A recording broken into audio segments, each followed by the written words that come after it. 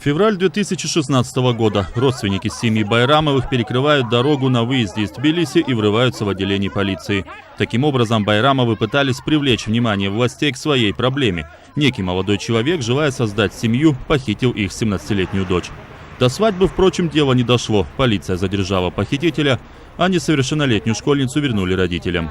Это далеко не первый случай, когда родители похищенных девушек обращаются за помощью в правоохранительные структуры. Но еще чаще полиция не узнает о подобных фактах, рассказывает директор азербайджанской средней школы в селе Гета Фарамаз Джаливов.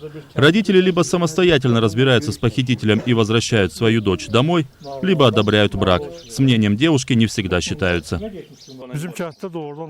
Еще несколько лет назад в старших классах девочек почти не оставалось, их выдавали замуж до окончания школы. Я старался донести до родителей, что не стоит лишать дочерей образования и запирать в доме с детьми и мужем. Как бы то ни было, результат есть. В этом году у нас 11 выпускников, из них 6 девочки.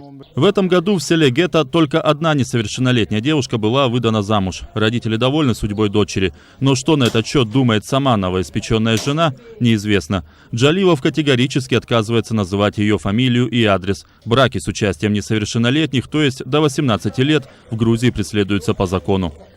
Житель села Хидискури Бахрам Мехти вспоминает, что ни на минуту не спускал глаз со своих дочерей. Спокойно вздохнул лишь тогда, когда они выросли и обзавелись семьями. Сейчас Бахрам уже нянчит внуков и говорит, что семьям, в которых подрастают девушки, и сейчас есть чего опасаться.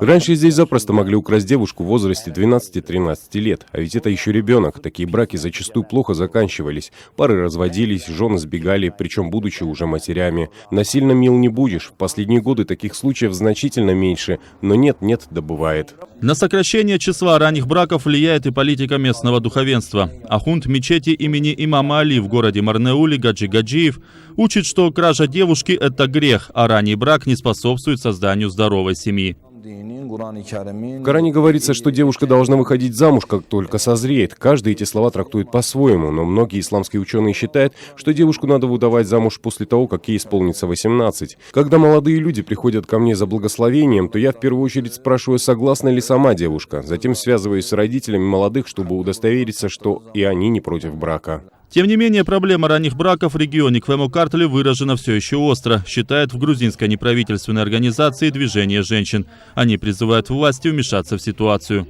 Мы требуем встречи с главой МВД, где намерены поделиться нашими взглядами по поводу конкретных реформ, которые не были проведены, но которые могут помочь исправить ситуацию. Речь идет в том числе о создании механизма превенции ранних браков, а также о формировании специального отдела при МВД, который будет бороться с преступлениями на гендерной почве.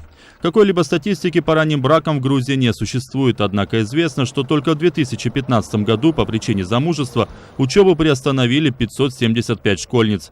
Ранние браки, между тем, нельзя назвать проблемой одного региона. Подобные случаи происходят и в высокогорных населенных пунктах страны. Звиат Мчедришвили, Давид Симонишвили, специально для настоящего времени, Грузия, Квему-Картли.